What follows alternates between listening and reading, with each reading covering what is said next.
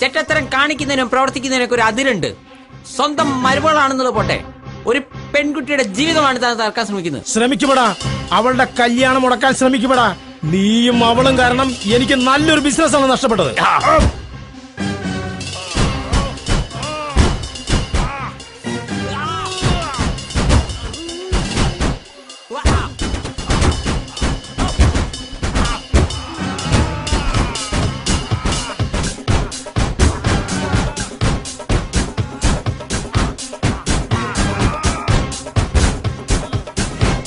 ഒരു കിണർ കുഴിക്കുമ്പോൾ ആദ്യമായി പുറത്തേക്ക് വരുന്നത് വെള്ളമല്ല, മറിച്ച് കല്ലുകളും മണ്ണിൻ കട്ടകളുമാണ്.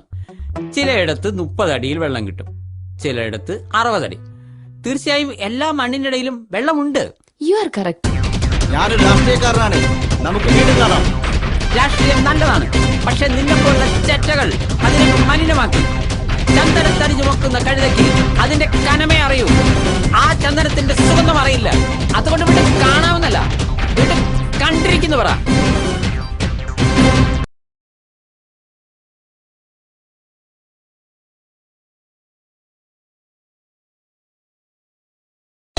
അങ്ങോട്ട് മാറിട്ടാ.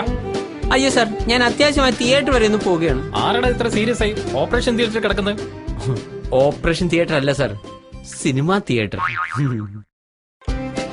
അത്യാവശ്യമായി ഹോസ്പിറ്റലിൽ പോകുന്നു, അത്യാവശ്യമായി വീട്ടിൽ പോകുന്നു, അത്യാവശ്യമായി കക്കൂസിൽ പോകുന്നു ഒക്കെ കേട്ടിട്ടുണ്ട്. ഇതാദ്യമായി ഒരുത്തൻ തിയേറ്ററിൽ പോകുന്നു എന്ന് പറയുന്നത്. എന്താണ് നിന്റെ പേര്? ജോൺ. എന്ത് ഫോണോ? ഫോണല്ല സാർ, ജോൺ.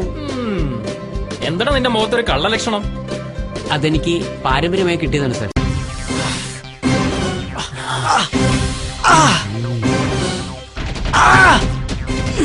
ഒരു പട്ടിക്ക് അതിന്റെ വാല് കൊണ്ട് നാണം മറയ്ക്കാനാകില്ല. നീ വലിയവനാകാം എന്ന് കരുതി ഞാൻ ചെറിയവനാണെന്നുള്ള അർത്ഥമില്ല.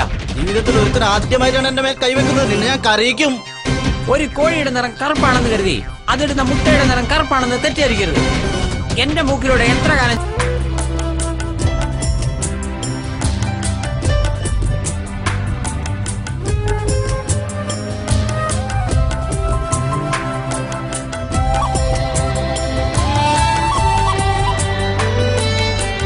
പാല് കുടിക്കാമെങ്കിൽ അതിന്റെ മാംസം കഴിക്കുന്നതിൽ എന്താണ് തെറ്റ്? അങ്ങനെയെങ്കിൽ ചെറുപ്പത്തിൽ അമ്മയുടെ മുലപ്പാല് കഴിക്കുന്നു എന്ന് കരുതി അമ്മ മരിച്ചതിന് ശേഷം അമ്മയുടെ ശവം ആരെങ്കിലും തിന്നോ? ഞങ്ങൾ പശുവിനെ അമ്മയായിട്ടാ കണക്കാക്കുന്നത്.